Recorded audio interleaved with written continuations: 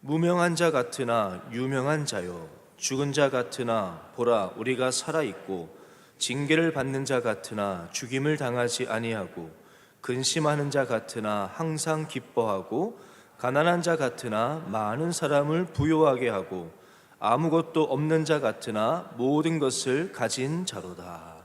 아멘. 서면 저도 이제 서로 인사를 좀 하려고 했어요. 너무 보고 싶었어요. 이렇게 인사시키려고 했는데 이훈jon 쌤이 인사를 이렇게 시켜가지고 제가 좀 옆에 사람하고 인사를 좀 다른 말로 해보겠습니다. 왜 안 빠졌어? 라고 물어보세요. 옆에 분 보면서 오늘 왜 안 빠졌어? 좀 이상하네. 왜 안 빠졌어? 조금 잘못 들었나 싶죠? 사실 이게요, 지난 어젠가? 어젠 것 같은데, 이렇게 교육자끼리 이제 하나 프로그램을 이제 회의하다가 경건 새벽 예배에 관한 거, 이게 경건 생활 체크하는 것 부분이 얘기가 나왔는데, 제가 그 이야기를 한다면서 경건 생활표 보면서 너 왜 안 빠졌어? 이렇게 제가 한다는 말을 했어요. 했더니 이렇게 그 말이 제가 혼나온 거죠.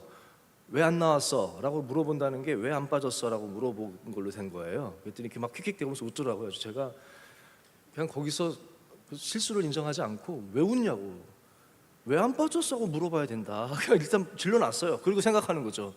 그리고 나서 왜 안 빠졌어? 너란 사람은 빠질 수밖에 없는 놈인데 도대체 너를 이곳에 나오게 한 그 힘이 뭐니? 그래서 막 그냥 막 입에서 나온 대로 하는 거예요. 너란 사람은 너 의지로 나올 수 없는 애잖아. 너가 어떻게 나왔어? 왜 안 빠졌어? 이게 진짜다. 왜 빠졌냐고 물어보면 이유 많지. 뭐 바쁘고 아프고 힘들고 뭐 그거 뭐하러 물어보냐. 왜 안 빠졌냐를 물어봐야 된다라고 이렇게 막 했어요. 근데 슬슬 은근 은혜가 되지 않아요? 그래서 제가 그게 은혜가 돼가지고 오늘 기도학교 때 제가 한번 해봤어요. 한 자매한테 오늘 왜 안 빠졌어? 그랬더니 걔가 예?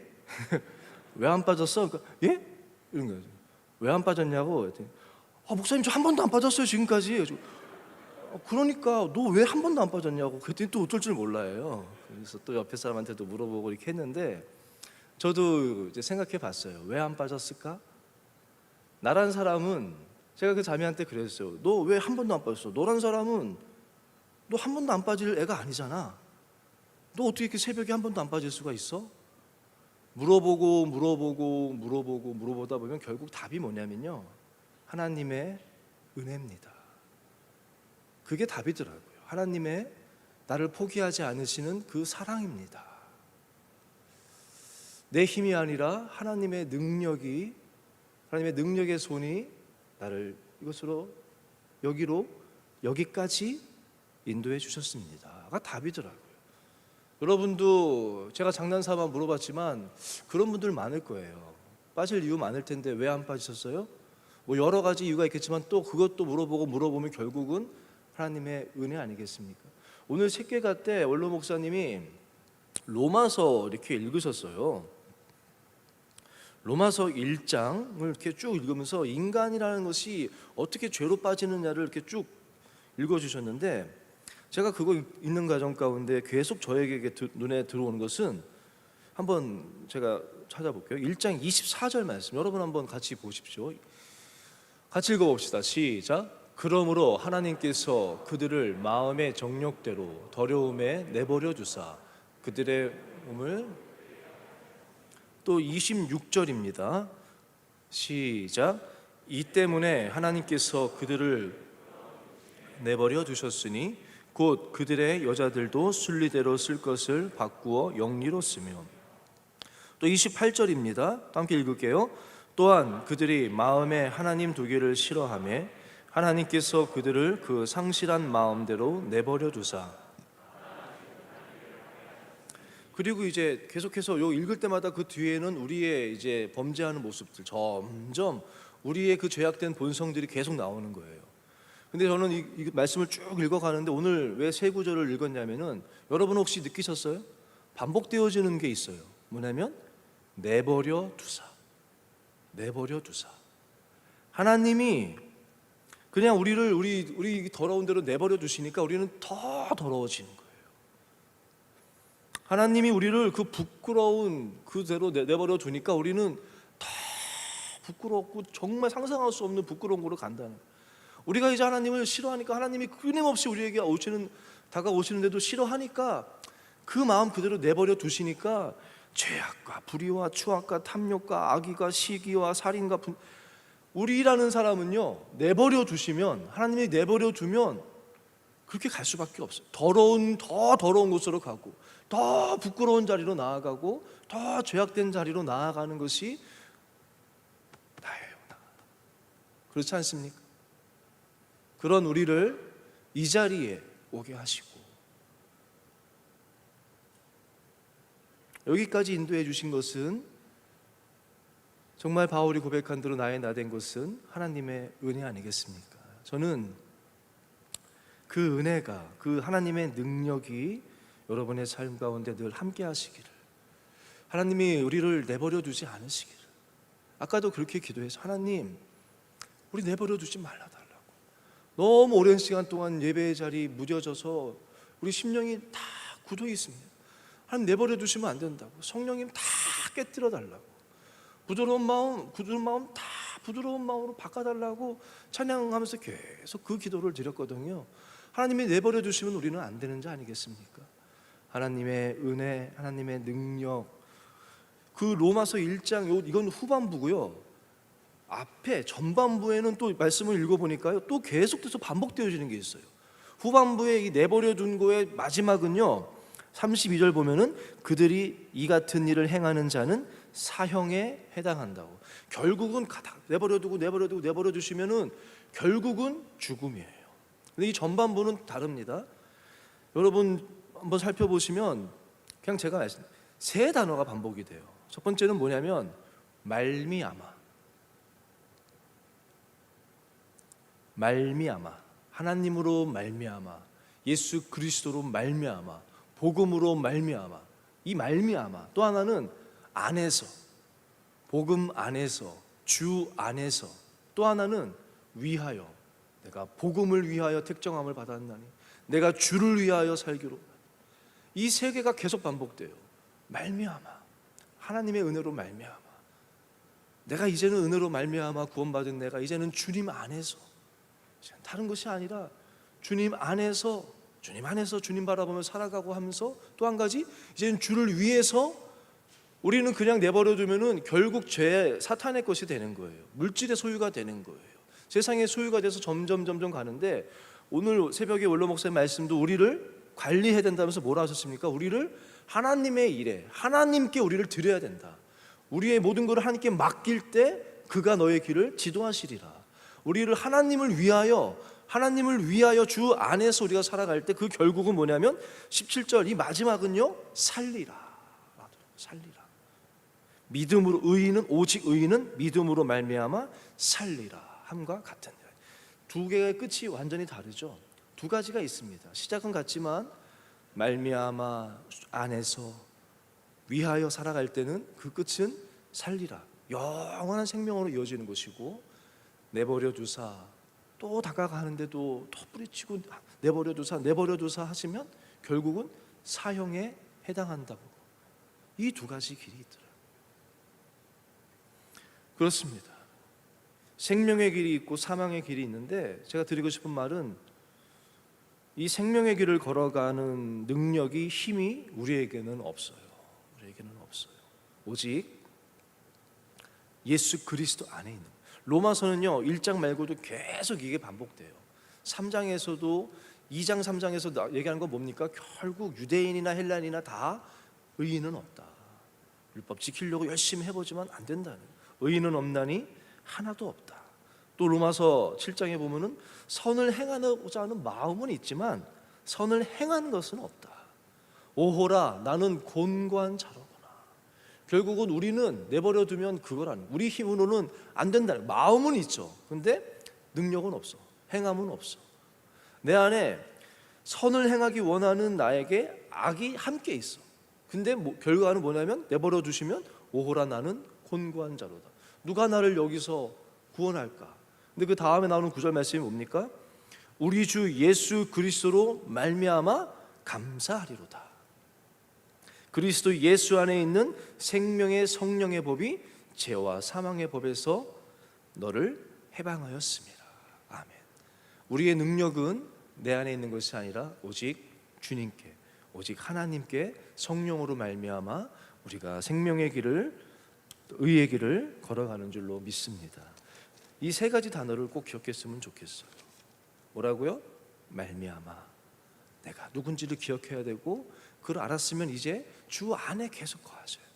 그리고 이제 내 삶을 하나님께 드려야 돼요. 복음이 우리의 능력이 되는 거예요. 오늘은요, 예수 그리스도로 말미암아 우리가 생명의 길을 걸어가고 그리스도의 길을 걸어가는 것인데,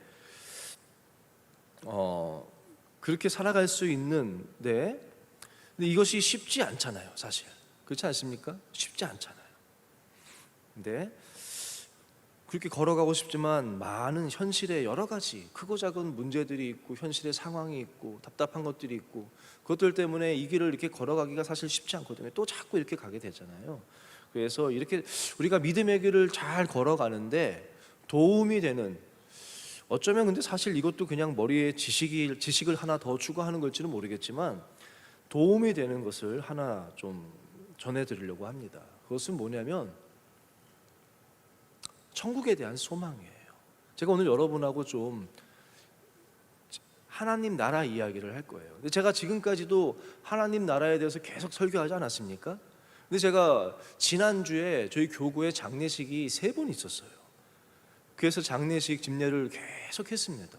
한 번에 막 몰려가지고 계속 장례식을 집례하는데, 장례식 집례하면은 무슨 설교를 하겠습니까? 결혼 설교보다요, 결혼 설교는 사실 거의 제가 설교할 때 거의 본문 뭐 몇 가지 안 돼요. 거의 비슷한 말씀, 뭐 다 비슷한 상황이거든요. 서로 시작하는 때니까. 근데 장례 설교는요, 개인적으로 저는 굉장히 힘들어요. 왜냐하면 각자 살아온 인생들이 다 다르고, 또 유족들도 다르고, 또 장례식 때 목사로서 큰 기쁨이지만, 장례식은요, 목사가 그분의 그 고인의 인생을 말씀에 비추어서 해석해 드려야 되거든요. 그렇지 않습니까? 말씀에 비춰서 그 고인의 삶이 어떠한 삶인지를 말씀에 비춰서 해석을 해드릴 때, 할 때 유족들은 위로를 받고, 또 교인들은 내 삶을 돌아보고 하는 하나님의 임재가 경험되어지는 장례 예배는 굉장히 저에게는 큰, 참 귀한 시간인 것 같아요. 어쨌든 장례 예배를 계속 드리면서 제가 묵상하게 된 것이 천국에 대한, 계속 천국을 바라봐라, 보이는 것, 눈에 보이는 것만 바라보지 말고 영원한 것이 있다는 걸 바라보라는 메시지를 결국 전하는 거 아니겠어요? 그래서 제가 생각했던 것이, 우리가 예전에는 너무 천국에 대한 소망만 갖고 살았어요. 천국에 대해서, 천국을 바라, 이 땅에서 삶이 너무 힘들어서 그랬던 것 같아요. 믿음의 선배들은 다 천국 바라보면서 여기서 이렇게 살았는데, 너무 천국만 강조하다 보니까 부작용이 생긴 게, 믿음으로 구원받으니까 이제 점점 시간이 가면서 이 땅에서의 삶은 그렇게 중요하지 않고 믿고 천국 가게 되면 되는 거예요. 이 땅에서의 삶에 대해서 너무 관심이 없어서 점점 제 설교의 초점이 뭐냐면, 천국 가기 위해서 믿는 것이 아니라 예수님이 누군지를 알고 믿게 되면 믿음으로써 천국을 바라보게 되는 것이 신앙생활 아니겠습니까? 그때 가서 죽고 나서 갈 천국만이 아니라 이 땅에서도, 예수님도 그렇게 말씀하셨으니까요. 예수님은 죽어서의 천국도 언급하셨지만 주로 말씀하신 것은 지금 이곳에서 너희 마음속에 하늘나라는 나라가 있다고 하면서 이 땅에서의 하나님의 임재가 있고 하나님의 다스림이심이 있는 하나님 나라에 대한 설교를 많이 하셨거든요. 저도 마찬가지로 그것들만 설교한 것 같아요. 그러면서 이 하늘 소망, 이 천국에 대한 생각이 참 우리 삶에 지혜를 주는 것 같아요. 무엇이 중요한지를 깨닫고 나면은 다른 것들은 부차적인 거거든요. 지난 수요일 날 여러분 새벽 예배 잘 들으시죠? 나오시지는 않아도 괜히 물어봤죠. 뭐 수요 예배 때 원로 목사님이 하셨던 말씀 기억하세요? 예. 뭐라고 하셨냐면 그런 얘기를 했었어요. 제가 묻지도 않고 기억하냐고 질문을 하는 것도 웃기네 지금. 어떤 얘기 하셨냐면, 새벽에 나오면서 일어나셔서 사모님을 이렇게 꼭 안아주셨대요. 사모님을 이렇게 포옹하시면서 사랑합니다라고 고백하고 오셨다고 하더라고요. 그 쉽지 않아요. 나이가 있으시잖아요. 근데 일어나서 꼭 안아주시고는 사랑한다고, 고맙다고 이렇게 얘기하고 새벽에 오셨다고 하더라고요. 그러면서 저는 그 말까지는 그냥 좋다, 나도 좀 따라해야겠다라고 생각했는데, 그 뒤에 뭐라고 하셨냐면, 우린 다 언젠간 헤어질 텐데, 그 말씀을 하시더라고요. 언젠간 헤어질 텐데 여기 있을 때 왜 목사님이라고 뭐 서운한 거 없겠습니까? 뭐 이게 여기 언젠간 이제 금방 곧 헤어질 텐데 왜 그런 말 하냐? 사랑한다고 하고 안아주고 이렇게 살아야 되지 않겠냐라고 얘기하시는데, 그게 저에게 탁 다가왔어요. 이런 마음으로 사시는구나.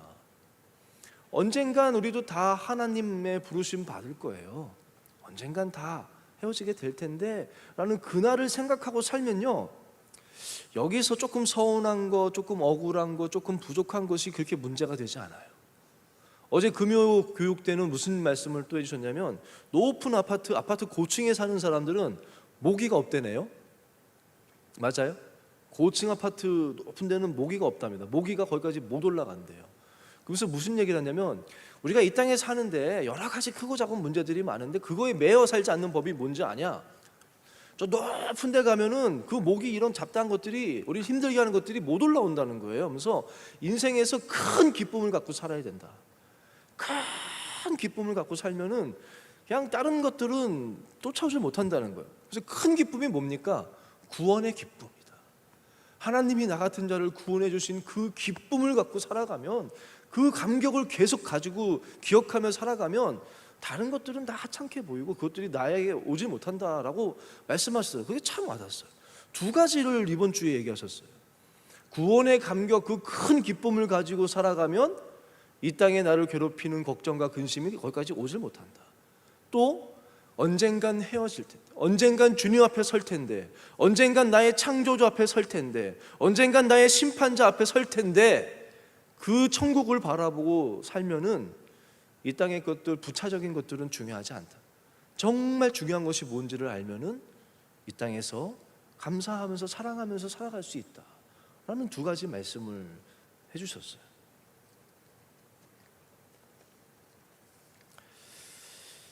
제가 어느 목사님의, 지난주에 또 어느 목사님의 제 간증을 좀 읽은 적이 있습니다. 그 목사님이 우리 교회는 아니신데요, 수양관에 있는 교회 담임 목사님이신가 봐요. 이제 교회 뭐 큰 이제 행사를 다 마치시고 수양관에 좀 쉬시려고 가셨대요. 수양관에 다 가셔가지고 행사도 잘 다 마치고 수양관에 도착하셔서 이제 딱 이제 기도실에 가서 기도를 딱 하는데 너무 평안하고 행복하더래요. 기도실 가서 하나님하고 기도하는데 정말 하나님의 품에 안긴 것처럼 너무 행복하더래요. 그래서 기도를 하는데 갑자기 어떤 마음이 드냐면, 이런 질문을 주신다는 거예요. 어떤 질문이었냐면, 하나님 너무 행복해요 막 이렇게 기도를 하는데 하나님이, 그래? 그럼 너 지금 올 수 있겠니? 라고 질문을 합니다. 하나님 품에 안긴 것처럼 하나님 품에 있으니 너무 행복해요 라고 고백을 했더니 하나님이 그렇게 질문했대요. 그래? 그럼 너 지금 올 수 있겠니? 라고 질문을 던졌대요. 그래서 대답했답니다. 오시라면 가야죠. 가겠습니다 라고 대답을 하셨대요. 그리고는 그냥 넘겼는데, 또 이제 기도실 가서 또 기도하는데, 기도할 때마다 자꾸 하나님이 그 질문을 던지시는 거예요. 그럼 너 지금 내게 오라면 올 수 있겠니? 너 지금 나에게 올 수 있겠니? 자꾸 이 질문을 던지니까 그 목사님이 몇 년 전에 암투병을 하시고 완치가 되신 분이에요. 가지고 그때 이제 암이라는 거에 걸리셨기 때문에 그때 이미 목사님이 그러시더라고요. 자기는 죽음에 대한 두려움은 없다. 그 전에는 이 질문이 너 죽음이 두렵지 않니? 라는 뜻으로 해석을 했었대요. 두렵지 않습니다. 두려움 없이 죽음을 맞이할 수 있습니다라는 뜻으로 했는데, 자꾸 질문을 받으니까 그 의미가 그런 뜻이 아니라, 내 품에 안기는 것이, 내 품에 안기는 것이, 하나님 품에 안기는 것이 그곳에서 사는 것보다 더 복되다고 너는 믿느냐? 라는 질문이 있더래요. 여러분 한번 생각해 보세요. 하나님 품에 안기는 것이 너 그곳에서 사는 것보다 더 복되고 행복하다고 너 믿니? 라는 질문이었대요. 목사님의 대답이 글이 그렇더라고요. 죽어야 할 때 두려움 없이 주님께 가겠다는 믿음은 분명히 있다는 거예요. 그런데 지금 누리는 것들을 다 내려놓고 당장 주님 품에 가고 싶을 만큼 그 품을 사모하는 마음은 나에게 없구나라는 걸 깨달으셨대요. 그것을 믿는 것과 사모하는 것은 다르다. 그래서 내 믿음에 결함이 있구나라는 것을 조금 깨달았다고 그렇게 표현을 하시더라고요. 여러분 어떠세요? 우리가 여러분 죽으면 천국 갈 거를 믿으세요? 저도 믿어요. 저도 분명히 믿어요. 천국이 뭐 표현된 건 그렇지만 정말 그것이 너무너무 아름다운 곳이고 행복한 곳이고 완전한 곳이고 이것도 알아요, 지식으로. 그런데 주님이 정말 과연 지금 대답 잘 하셔야 돼요. 지금 주님이 여러분한테 너 지금 내 품에 올 수 있니? 올래? 라고 물으시면 여러분 뭐라고 대답하시겠어요? 제가 예전에 잘 불렀던 찬양이 있어요. 좀 고기수들은 알 거예요. 대학부 때 그때 한참 이 찬양이 좋아서 많이 불렀어요. 내가 꿈꾸는 그곳은 혹시 아세요? 한번 반주 좀 해볼래요? 한번 들어보세요. 아시는 분은 같이 불렀으면 좋겠어요.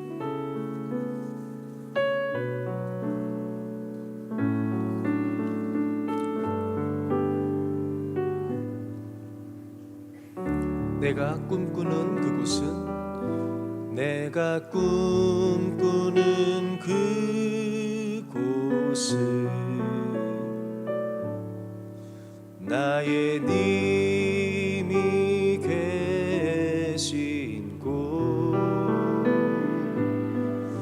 정다운 그의 얼굴 바라보며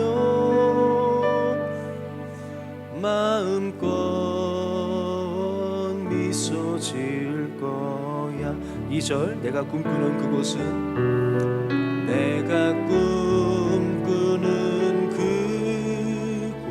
그곳은 나의 님과 춤추는 곳 정다운 그의 발에 안기어 마음껏 웃어대. 3절도 같이 불러볼까요? 내가 꿈꾸는 그곳은 내가 꿈꾸는 그곳은 나의 님과 속삭이는 곳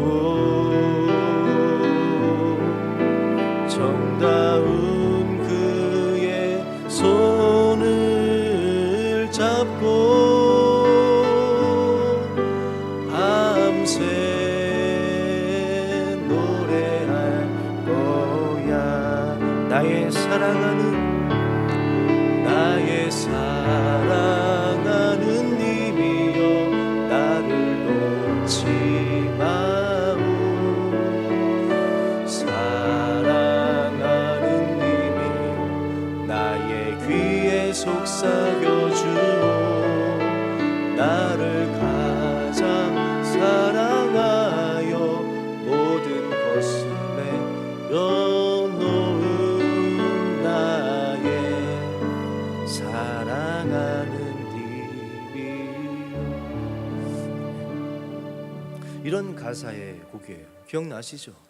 이 찬양 제가 대학부 초기에 많이 불렀던 것 같아요.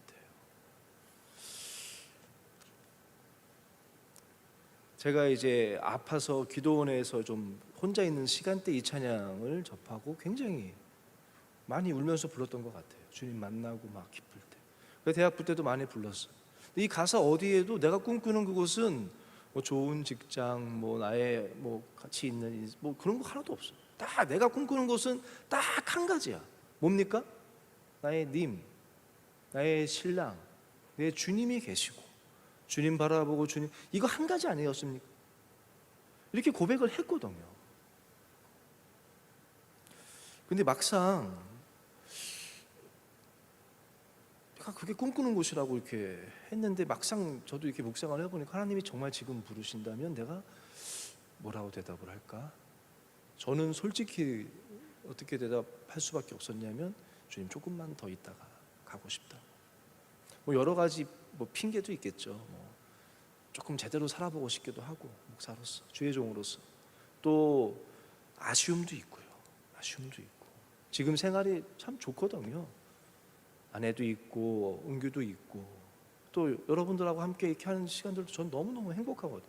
제가 늘 얘기해요. 우리 명성교회, 다른 교회는 어떨지 몰라도 명성교회에서 제일 행복한 목사는 나다 라고 제가 늘 얘기하거든요. 저는 아내한테도 난 너무 행복하다고 늘 얘기해요. 아쉬워요. 사실 아쉬움이 있더라고요. 조금 더. 또 하나는 또 걱정도 있더라고요. 걱정도. 내가 이렇게 간다면 내 아내는 저만 봐라. 아닌가? 여보 아닌가? 나만 바라보고 나만 의지하는 내 아내는 어떡하지? 은규는 어떡하지? 나의 부모님은 그 마음 어떨까? 그런 걱정도 있고 뭐 여러 가지가 있지만 그 기본을 따져보면 마찬가지로 믿음이 없어요. 정말 꿈꾸는 그곳이 정말 그렇게 이것보다 저는 정말 행복하거든요. 이 행복보다는 비교할 수 없는 그런 곳이라는 그런 소망에 강한 소망이 없고 소망 없이 살고 있고, 또 아내나 은규나 뭐 여러분이나 뭐 누구든지 간에 제 사람이 아니라 사실은 하나님의 사람이잖아요. 하나님이 뭐 하시는 거지 제가 하는 건 아니라는 그런 것도 좀 없는 것 같고,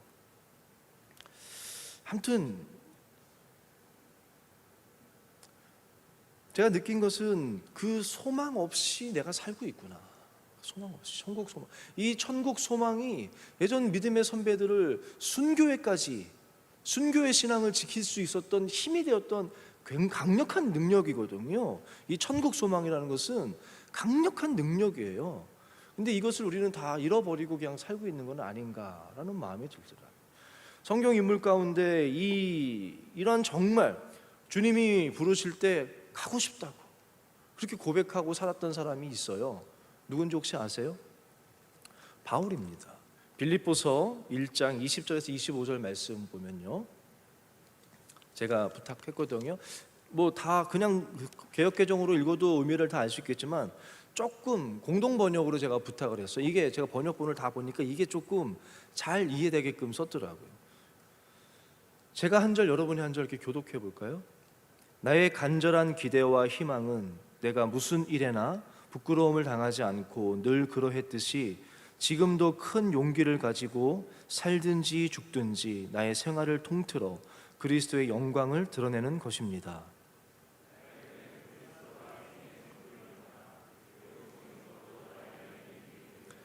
그러나 내가 이 세상에 더 살아서 보람 있는 일을 할 수 있다면 과연 어느 쪽을 택해야 할지 모르겠습니다.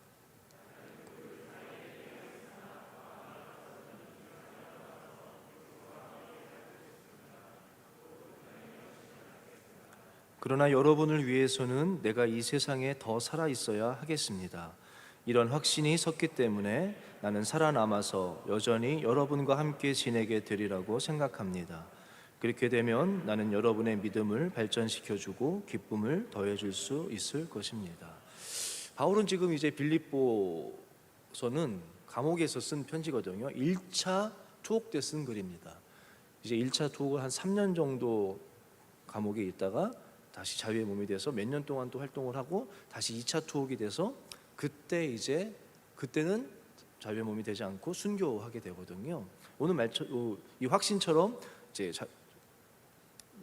나가서 다시 이 성도들하고 같이 좀 복음을 전하다가 다시 이렇게 됩니다. 바울의 고백에 이렇게 고백하지 않습니까?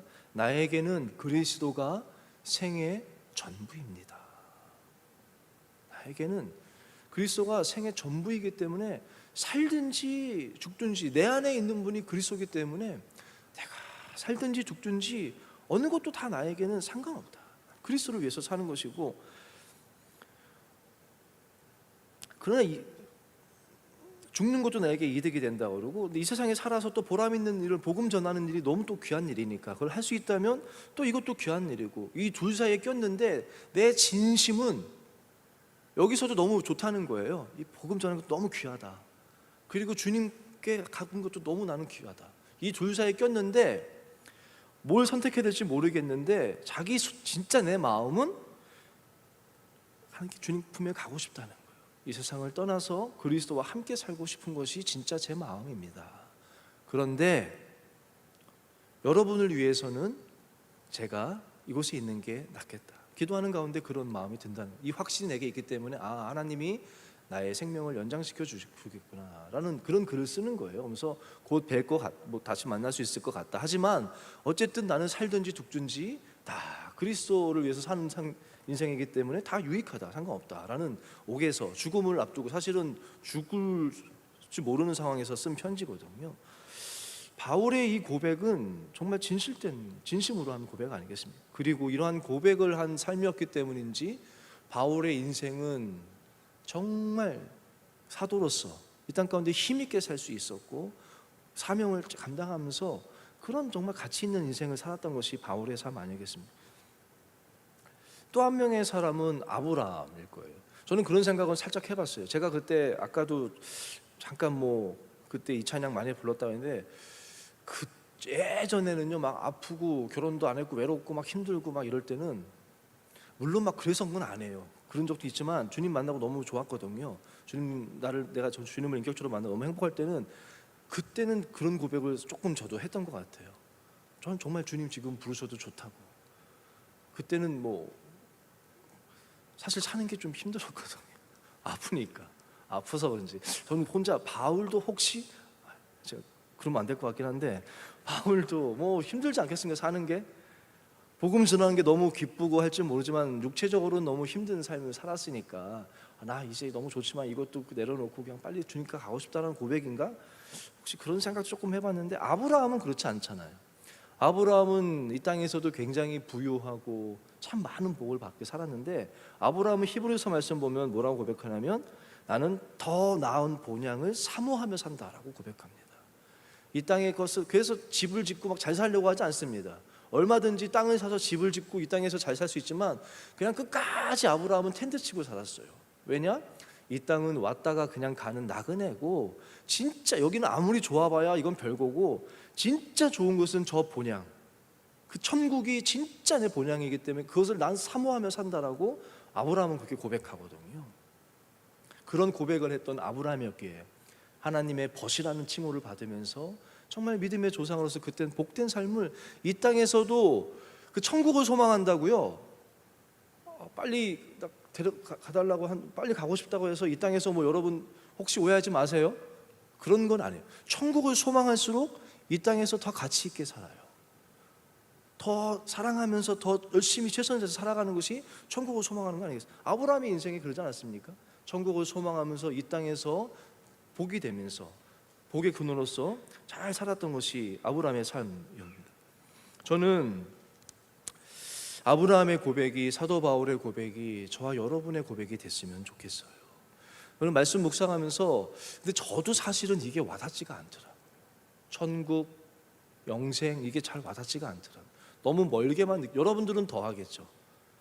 젊으니까 이 죽음이라는 것이 멀게만 느껴지지 않습니까? 그리고 잘 와닿지도 않고. 그래서 제가 생각한 것은, 저는 와닿게 된 이유가 뭐였냐면, 장례식을 많이 갔거든요. 그래서 장례식을 많이 가라는 것보다는 자꾸 묵상하고 바라봄이 중요한 것 같아요. 왜 로마서 1장 전반부는 생명의 길로 연결이 되고 이쪽은 왜 내버려 주는 걸로 될까? 바라보는 게 다른 것 같아요.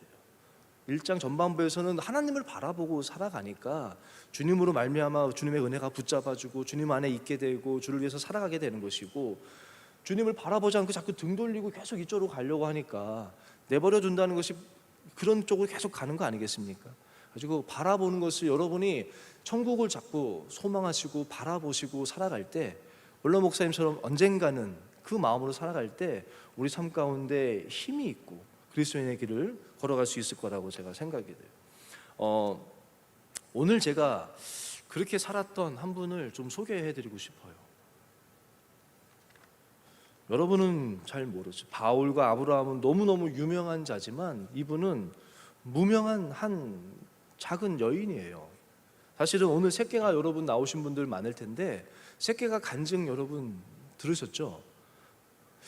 저는 참 은혜를 많이 받았어요. 참 은혜를 많이 받았고 제가 느끼기로는 어떤 때 간증보다 박수가 굉장히 길게 내려가서도 보통은 내려가면은 이제 박수는 안 치는데 내려가서 자리에 다 앉을 때까지 끝까지 교인들이 박수를 치더라고요. 다 감동이 되고 그 마음 가운데 참 귀하다라는 또 힘을 실어주고 싶고 뭐 이런 마음이었던 것 같아요. 제가 그 간증을 이 간증한 주인공은 간증한 분은 김형철 집사님이라고 제가 통화를 했어요. 집사님 간증을 제가 좀 예배 때 함께 나누고 싶은데 괜찮겠냐고 이런 내용으로 하고 싶다 했더니 너무 감사하다고 저한테 문자를 또 보내셨더라고요. 너무 저가 이렇게 감사하다고. 이 집사님은 여러분 청년부 선배입니다. 76기고요. 저는 친하지는 않았지만 제가 얼굴을 아는 분이에요. 그냥 제가 어떻게 요약을 할까 하다가 괜히 요약하면은 감동이 혹시 잘못 전달될까 싶어서 그대로 읽으려고 받아왔습니다. 54교구 95구역 김형철 문신의 집사 가정입니다. 공부 그만하고 쉬어라. 어릴 때 한참 놀다가 10분만 공부해도 어머니께서 말씀하십니다. 할렐루야 하며 책을 늘 덮었습니다. 이때 웃었어요 교인들은. 근데 여러분들은 강박하잖아요 지금. 그래가지고 어쨌든 어머니의 말씀에는 아픔이 있습니다. 둘째 형님은 차분하고 부모님께 순종하는 착한 아들입니다. 그런 형이 정신질환에 걸렸습니다. 저보다 10살 많은 형의 증상은 심각했습니다. 온종일 큰 소리로 웃고 중얼거렸습니다. 거품을 물고 쓰러지거나 기분 나쁜 방언을 했습니다. 가족을 향한 폭언과 폭행이 있었습니다. 아버지의 사업 실패로 빚쟁이들의 횡포가 계속되었고 그런 이유로 사춘기였던 형이 발병한 것입니다. 어린 저를 태우고 만화가게를 향해 자전거 페달을 밟던 자상한 형은 이제 없었습니다. 그렇게 10년이 지나 제가 사춘기가 되었습니다. 어머니는 막내 아들이 건강하기만을 바라셨기에 공부하지 말라고 하신 겁니다. 그렇게 깜깜하던 저희 가정에 희미한 빛이 비쳤습니다. 복음을 모르던 가족 모두 각 교회로 전도되었습니다. 질병을 이기기 위해서 한 교회로 뭉쳐야 한다는 권면이 있었고 1985년 이곳 명성교회로 모아주셨습니다. 소망이 없는 제게 소망을 주셨습니다. 기도하면 된다. 하나님께 불가능은 없다. 10대를 지나는 내내 기도 제목은 하나였습니다. 형 좀 낫게 해주세요. 가난에서 벗어나는 것도 대학에 들어가는 것도 사치스러운 기도 제목이었습니다. 특별 새벽 집회 신년 축복성의 산상성의 수련회 이번에는 고쳐주실까? 이번에는 고쳐주실까? 하나님께서는 늘 잠잠하셨습니다. 어머니께서는 더 간절히 기도하셨습니다.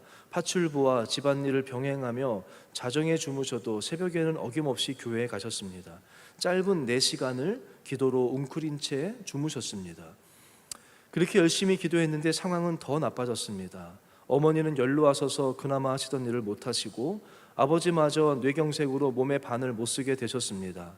연로하신 어머니, 정신병자 형, 중풍병자 아버지를 책임져야 하는 경제적 가장, 20대 후반 저의 처지였습니다. 아무리 기도해도 주님은 잠잠한 것 같은 상황. 이 시간이 길어지면서 하나님이 하실 일과 내가 할 일을 구분하고 있었습니다. 아버지께서 별세하셨을 때 나오는 울음을 삼켰습니다. 아직 어머니와 형을 보살펴야 하니까 울면 안 된다. 하나님은 여전히 멀리 계시니까요. 그러던 중 청년부에서 지금의 아내를 만나 많은 위로를 받았습니다. 결혼 몇 년 후 어머니께서 쓰러지시고 또 다른 병간호가 시작되었습니다. 간호의 기간을 길게 짐작하고 있었는데 어머니께서 교회에 나오는 장면을 기도 중에 보여주셨습니다. 이미 8순이 넘으셨고 의식조차 없는데요.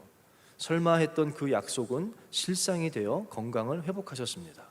죽음의 경계를 넘어선 어머니는 꽃보다 아름다우셨습니다. 천국을 소망하며 자유를 얻었습니다. 늘 웃음이 넘쳤고 작은 것에 행복해 하셨습니다. 어머니의 마지막 3년은 이전의 모든 서름과 아픔을 보상받듯 빛이 났습니다.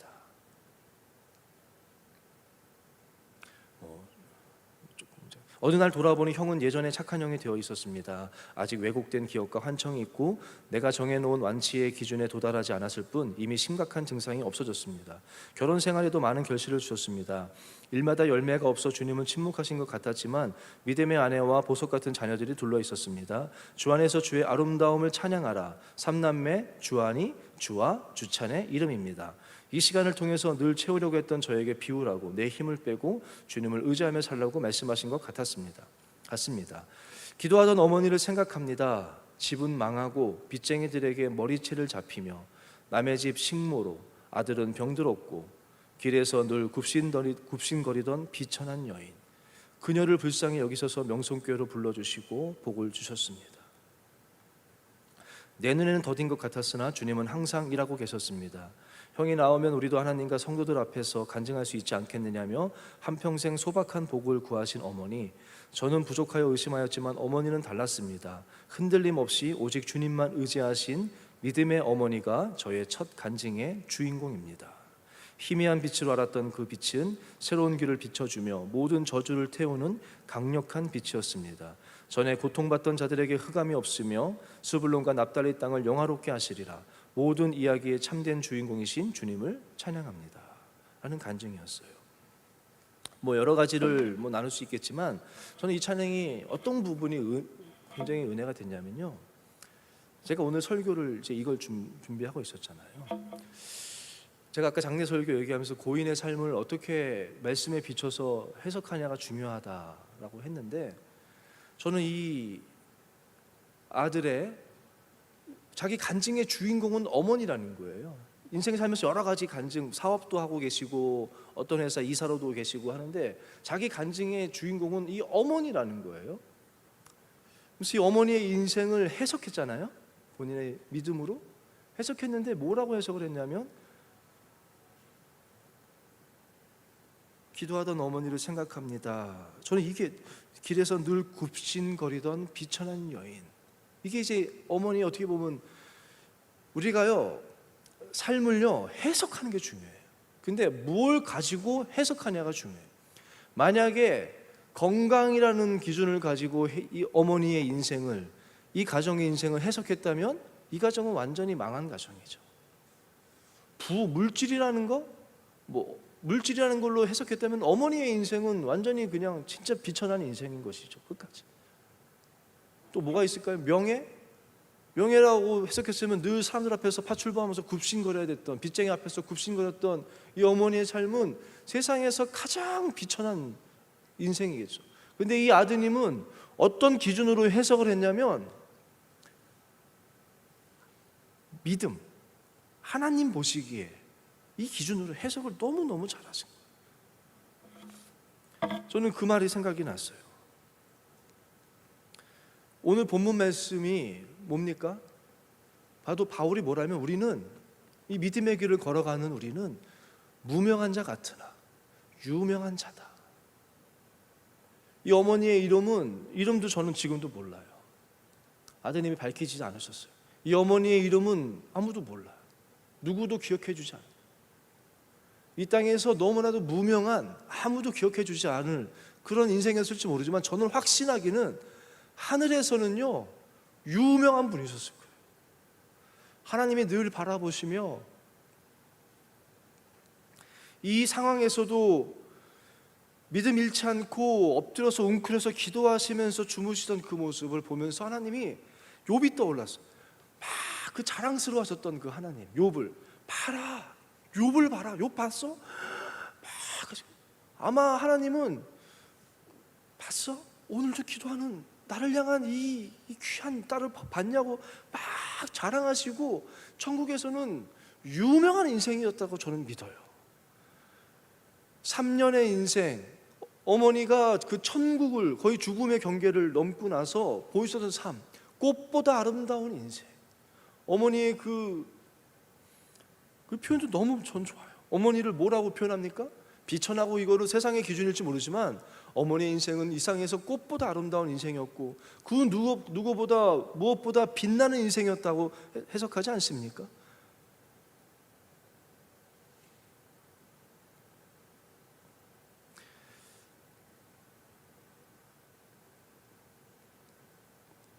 그것이 저는 너무 감동이 됐어요. 하나님이 얼마나 보시면서 기뻐하셨을까.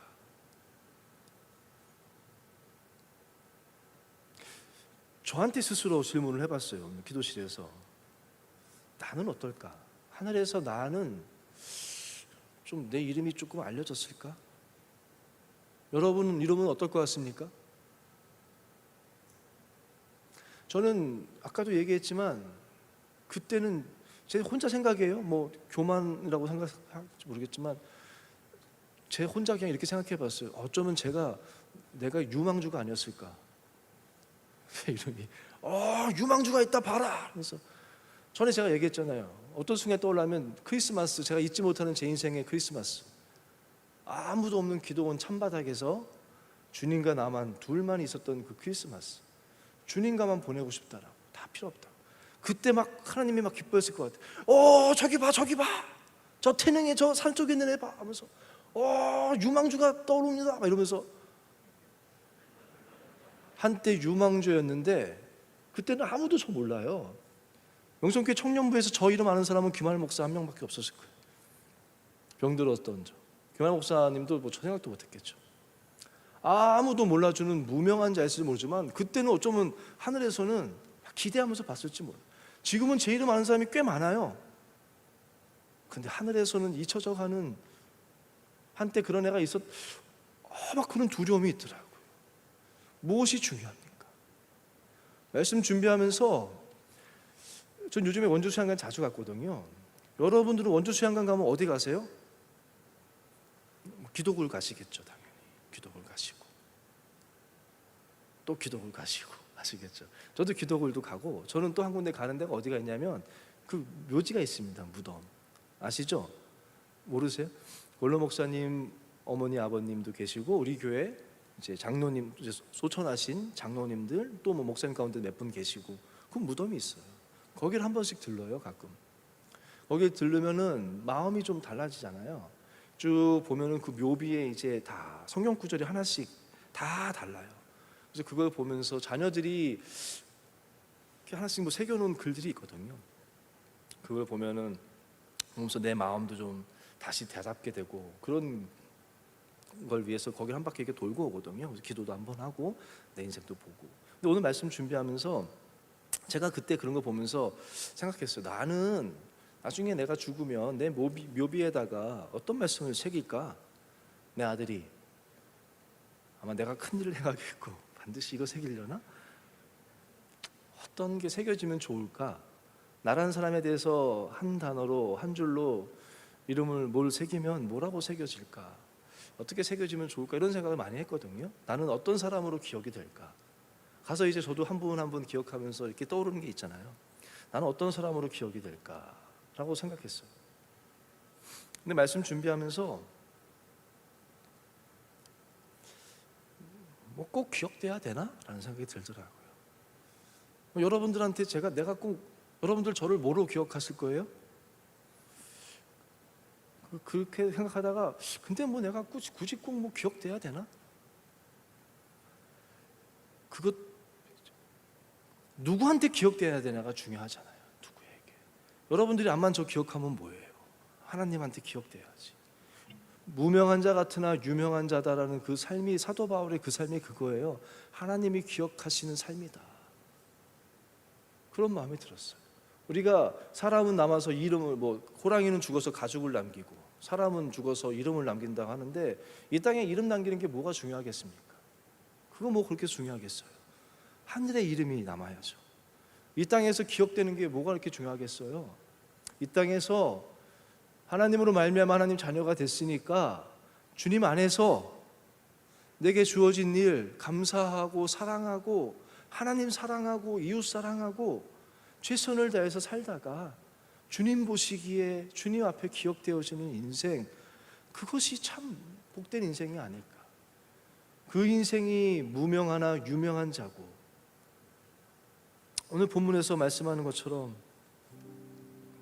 근심하는 자 같으나 기뻐하는 인생인 것 같고 그 인생이 진짜 가치 있는 인생 아니겠습니까? 저는 그렇게 살았으면 좋겠어요. 여러분들 하늘 소망 가지고 제가요 저희 교구 섬기면서 기억에 남는 장례식이 있어요. 한 분 늘 새벽 눈이 잘 안 보이세요. 그런데도 새벽 예배 한 번도 안 빠지시는 분이 계세요. 늘 제 손 잡고 이제 가까이서 보면 보이시니까 잘 웃으시면서 기도해 달라고 그러시면 제가 늘 기도해 드리고 새벽마다 제 손을 꼭 잡으셨던 권사님 한 분 계세요. 근데 연락이 온 거예요. 그 자녀분한테 어머니가 좀 위독하시다. 목사님 오셔서 임종 예배를 드렸으면 좋겠습니다. 임종 예배는 이제 돌아가시기 전에 그분 앞에서 다시 한번 말씀 전에 찬양도 불러드리고 이렇게 마지막 순간을 잘 편안하게 평안하게 가실 수 있도록 예배 드려주고 위로해드리고 함께 해주는 그 예배에서 참 소중한 그 예배가 굉장히 소중하거든요. 그래서 제가 알겠습니다 하고 이렇게 준비를 하고 있는데 이제 제가 그때 막 교구장에서 신방 대원이 이제 같이 가요. 근데 제가 조금 실수를 한 것 같아요. 그냥 제가 빨리 갔어야 되는데 이제 장례부 신방 대원이 보통 같이 가거든요. 교인들하고 같이 가니까 위로 예배를. 그 신방에 연락을 드렸어요. 했더니 빨리 오겠다고 그러시더라고. 5분 내로 오시겠다고 해가지고 제가 기다렸어요. 빨리 오셔야 되는데 근데 마음속에서 5분이 지나고 10분이 지나고 20분이 돼도 안 오시는 거예요. 그 마음속에서 막 불안해요. 빨리 가서 돌아가시기 전에 빨리 찬송 드리고 사랑한다고 감사하다고 주님이 기뻐하신다고 꼭 말씀드리고 해야 되는데 이 시간이 막 가니까 근데 8시 40분이었어요 오전. 막 가슴이 막 뛰면서 막 심장이 두근두근 나면서 어떻게 할 줄 모르겠네요. 그래서 제가 사무실에서 기도를 했어요. 하나님 어떡하냐고 제가 빨리 가서 그분 하나님께 품에 안겨드려야 되는데 어떻게 해야 되냐고 막 하고 있는데 신비한 경험을 했습니다. 갑자기 하늘에서 빛이 저에게 확 비쳐요. 저에게 비치는 게 빛이 확 보입니다. 그래서 하나님 뭐라고 말씀하시냐면 네가 왜 걱정하냐? 내가 직접 인도할 거다. 내 사랑하는 딸을 네가 인도하는 거 아니다. 내가 직접 인도할 거다 라고 하시면서 빛을 쫙 보여주시는데 너무 아름다웠어요. 그리고 이제 신방대원이 오셨어요. 가지고 제가 이제 차를 가지고 빨리 이제 가고 있는데 한 10분 정도 전에 전화가 왔어요. 목사님 수고 어머니 지금 어머니가 좀 맞았다고 하면서 그래요? 언제쯤이요? 그러니까 8시 40분에 하나님 부르시면 평안한 가운데 가셨습니다 그러시더라고요. 그러니까 그 순간에 아마 하나님 인도에 가신 것 같아요. 저 개인적으로 너무 아쉽고 죄송한 마음이 있었지만 저는 그때 뭐 아는 거지만 제가 증인으로서 여러분에게 증언합니다. 눈에 보이는 것이 전부가 아니에요. 여러분 천국이 있어요. 손에 잡히는 게 전부가 아니에요. 보이지 않는 것이 있어요. 여러분 인생은 짧다. 그러니까 즐겨라 즐기자라는 말 들어보셨죠? 근데 이런 말은 어때요? 인생은 짧다. 그러니까 즐기는 것이 더 낫다. 그게 아니라 영생은 길다. 그러니까 그날을 준비하자. 이걸로 바꿨으면 좋겠어. 인생은 짧죠. 짧으니까 그냥 즐기는 게 좋을지 몰라요. 그렇지만 영생은 깁니다. 그렇다면 준비해야 되지 않겠습니까? 그걸 바라보며 살아야 되지 않겠습니까? 제가 아까 내가 꿈꾸는 그곳은 그거 불렀는데 여러분 가장 행복한 사람은 누군 것 같아요? 가장 평안한 사람은 가장 평안한 모습 가장 행복한 모습은 뭘 것 같아요 여러분? 시편 131편 2절 말씀은 이렇게 가르쳐 줍니다. 실로 내가 내 영혼으로 고요하고 평안하게 하기를 젖된 아기가 그의 어머니 품에 있음 같게 하였나니 내 영혼이 젖된 아이와 같도다 라는 말씀인데요. 이 구절을 유대인들은 가장 행복한 모습 가장 하나님이 말씀하신 샬롬의 모습이라고 알고 있는 구절입니다. 어떤 의미냐면요 아기가 젖된 아기라는 것이 뭐 이제 젖대고 밥 먹는다는 게 아니라 어머니 품에서 아기가 어미 젖을 충분히 먹어요. 엄마 젖을 마음껏 먹고 애기 조카들 봐준 적 있어요? 봐줘봐도 경험은 못했겠죠. 뭐 이렇게 충분히 먹잖아요. 그럼 애기가 물고 있던 젖을 턱 놓고 자요. 푹 자요. 그 푹 자고 일어나가지고 눈을 떠요. 눈을 뜨는데 엄마가 아기를 이렇게 바라보고 있잖아요. 그럼 그 엄마를 보면서 씩 웃어요. 그 모습이에요. 이 세상에서 가장 행복한 모습, 이 세상에서 가장 평안한 모습. 젖된 아기가, 젖을 배부리 먹은 아기가 실컷 자고 눈을 딱 떴는데 엄마가 사랑스러운 눈빛으로 나를 바라보고 있는 거예요. 그리고 나도 씩 웃는 거. 이 아기에게는 내 자기가 있는 집이 뭐 넓은 집인지 좁은 집인지 전혀 상관없어요. 그저 엄마가 나 보면서 웃어만 주면 돼.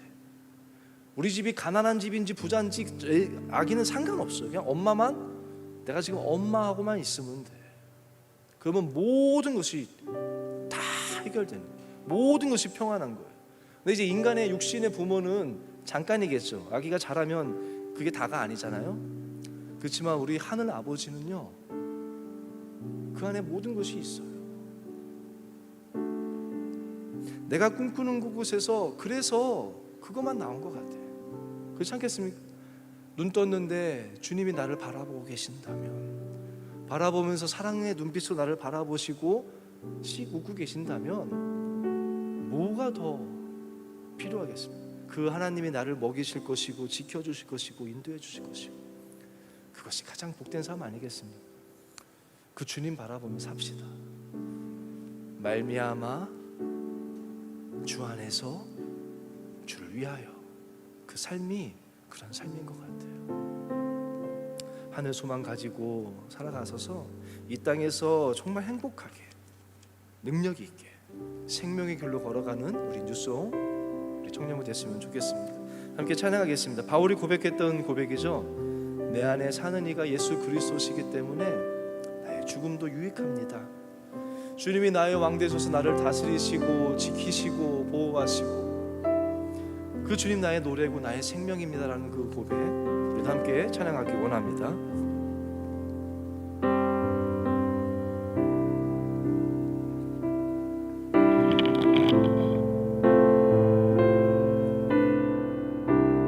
내 안에 사는 이 예수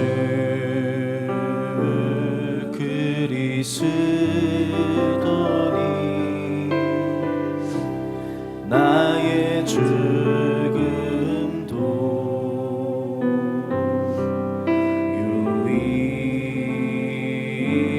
유익함이라. 내 안에 사느니 예수 그리스도니 나의 죽음도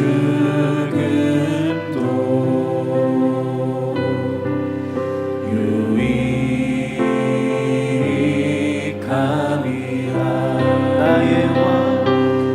나의 왕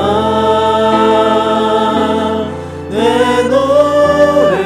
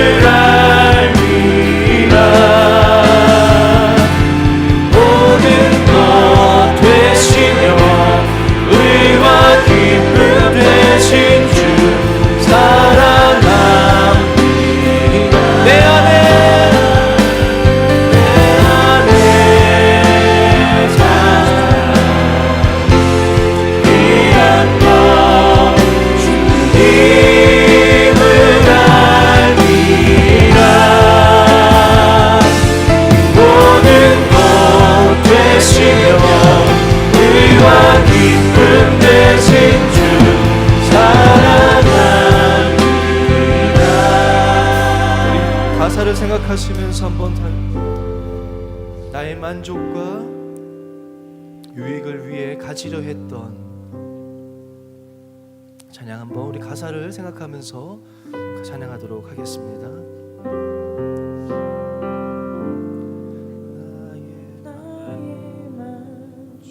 만족과 유익을 위해 가지려 했던 세상 일들 이제 모두 다 해로 여기고 주님을 위해 다 버리네. 부활의 능력 체험하면서 주의 고난에 동참하고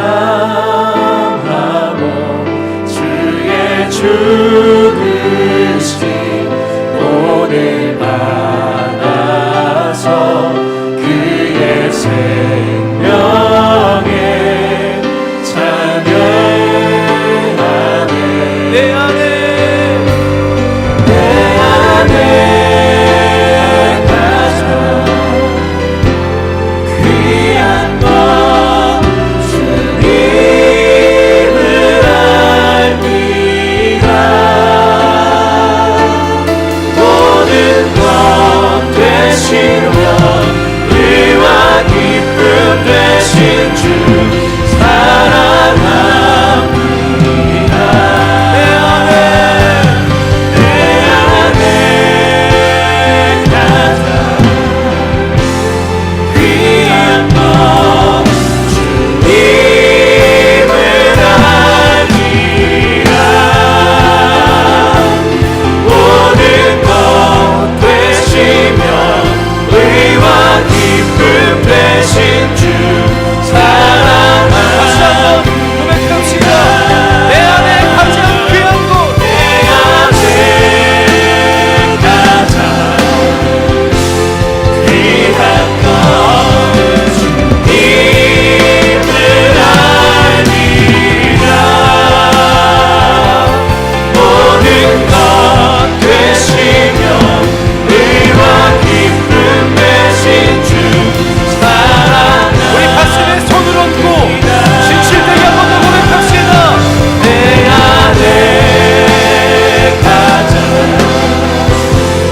귀한 것 주님을 알미라.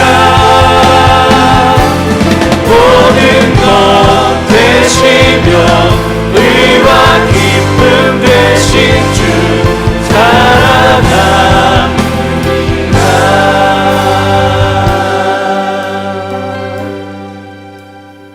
우리 시간 함께 가슴에 손을 얹고 기도했으면 좋겠습니다. 하나님을 바라보십시오. 지금 기도할 때 하나님, 나를 내버려 두지 마옵소서.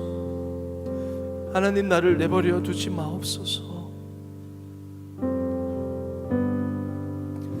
나로 하여금 주님 안에서 주님의 그 아름다우심 바라보며 주님의 능력 체험하며 내 인생 이 땅에서 주님 맡겨주신 삶 주님 위하여 주님과 함께 주님 품 안에서 살기를 원합니다. 하나님, 나를 내버려 두지 마옵소서. 시간 회개합니다. 나의 더러움을, 나의 부끄러운 모습을, 나의 죄악된 본성을 주님 앞에 내려놓습니다. 주님 용서하여 주시고 씻어주시고 주님 나를 붙잡아 주시옵소서. 성령님 나를 정결하게 하여 주시옵소서. 주님 나를 내버려 두지 마시옵소서. 주를 위하여, 주 안에서 주를 위하여 살게 하여 원합니다. 우리 하나님 앞에 기도하며 나가도록 하겠습니다.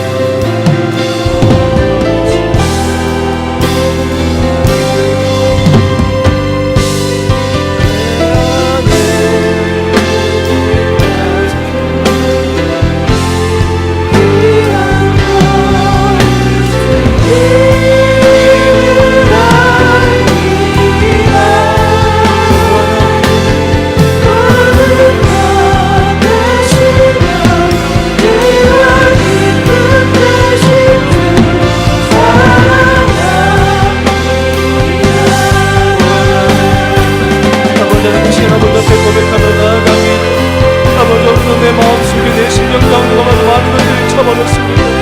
아버지 가난했던 심령이 아버지 주님밖에는 주여 아버지 방법이 없다고 아버지 주여 하나님을 살 수 없다고 고백했던 아버지 나의 심령이 어느새 부한 심령이 되어버렸습니다. 아버지여 예전에도 못 받았던 나의 심령이 어느덧 주여 아버지 다른 것들로 가득 차버렸습니다. 아버지여 나를 주여 아버지 용서하여 주시옵소서. 나의 만족과 유익을 위해서 가지고 있던 세상의 모든 것들 아버지 이제 주님 앞에 다 내려놓습니다. 아버지 다 버리며 살기를 원하며 주여 이 시간 주여 아버지 나를 주여 아버지 용서해 주시옵소서. 아버지여 이 시간 나의 저 심령을 깨끗게 하여 주시옵소서. 더러워진 나의 심령을 아버지 앞에 내려놓습니다. 아버지 나의 심령을 주의 보혈 대표로 이 시간 씻어주셔서 아버지 다시 주여 아버지여 주님의 능력 체험하면서 주님 안에서 주여 아버지 살기를 원합니다. 아버지 나의 사랑하는 주님과 살기를 원합니다.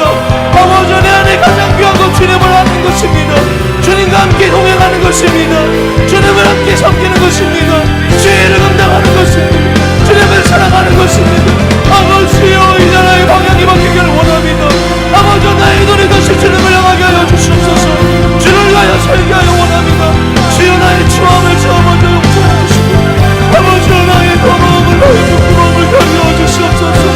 아버지여 너무나도 부끄러운 모습입니다. 벌거벗은 내 모습을 주여 먼저 오 주여 세상 가운데 세상에 다 빼앗겨버린 아무것도 없는 아버지 주님 앞에 벌거벗은 너무나도 부끄러운 모습 오 주여 이 시간 주님의 샘 앞으로 주여 덮어주시옵소서. 주의 옷자락을 우리 부끄러움을 가려워 주시옵소서. 주여 영광을 주여 새롭게 하여 주시옵소서. 주여 우리 마음이 정결하기를 원합니다. 아버지여 마음이 정결한다는 하나님을 보시며 말씀하셨는데 아버지 내 마음에 너무나 세상의 것들을 가득 차버렸습니다. 주여 우리의 마음을 아버지여 주룩을 제하여 주시고 아버지 정결하게 하여 주시옵소서. 아버지여 우리 하나님께 동행하며 하나님의 능력을 체험하며 주님의 공안에 동참하며 주님의 죽었음을 먹어받아서 그의 생명에 참여하기를 원합니다. 구원의 능력을 주어져 바라보며 하늘에서만 바라보며 살기를 원합니다. 주여 우리를 듣고 주시옵소서. 오 주여 역사하여 주시옵소서.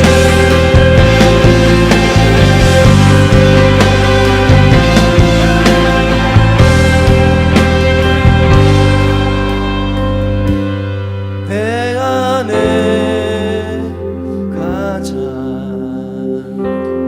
귀한 것 주님을 알기라.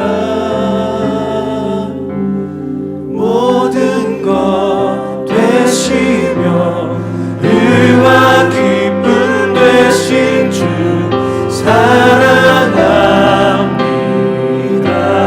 더 높은 소리 내 안에 가장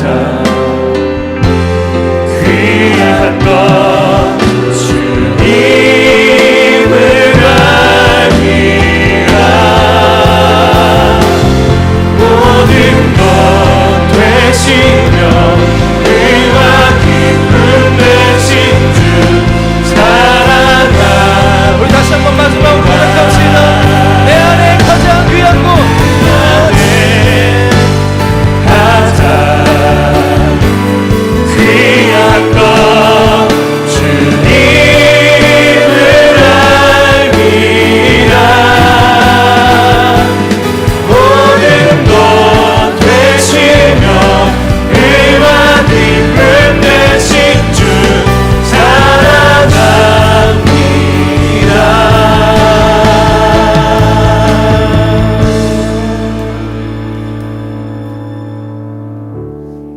내가 꿈꾸는 그곳은 나의 님이 계신 곳 정다운 그의 얼굴 바라보며 마음껏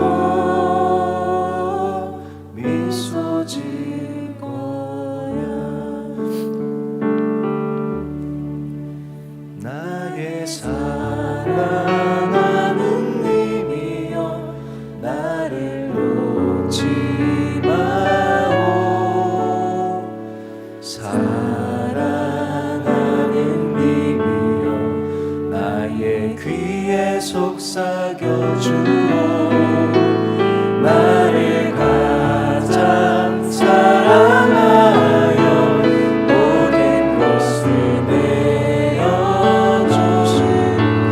나의 사랑하는 님이여. 우리 이 시간 마지막으로 한 1분만 주님 앞에 이 가사 고백 생각하면서 주님이면 충분합니다. 주님 품에 안겨서 어미 품에 안긴 아기처럼 나도 주님 얼굴 바라보며 마음껏 미소 짓고 마음껏 웃고 주님 손잡고 마음껏 노래하는 그런 삶 살기 원한다고. 주님 사랑한다고. 내 눈이 내 시선이 주님 떠나지 않길 원한다고.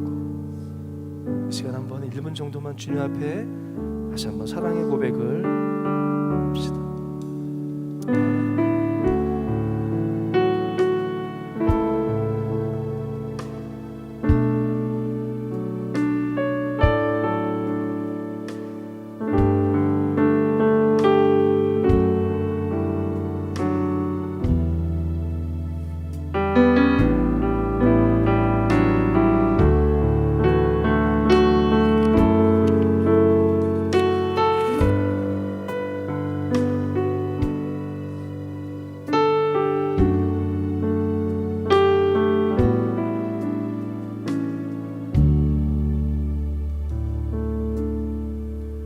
내가 꿈꾸는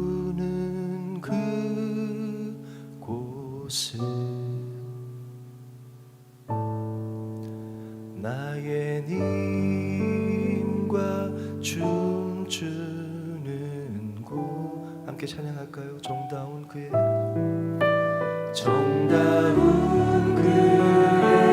발에 안기어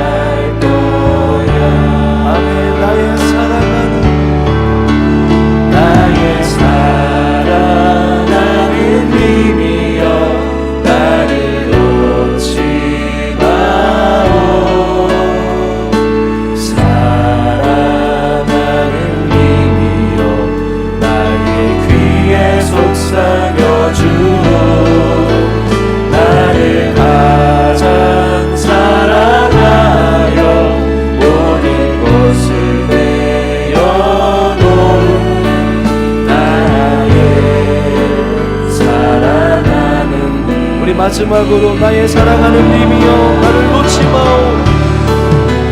나의 사랑하는 님이여 나를 놓지 마오.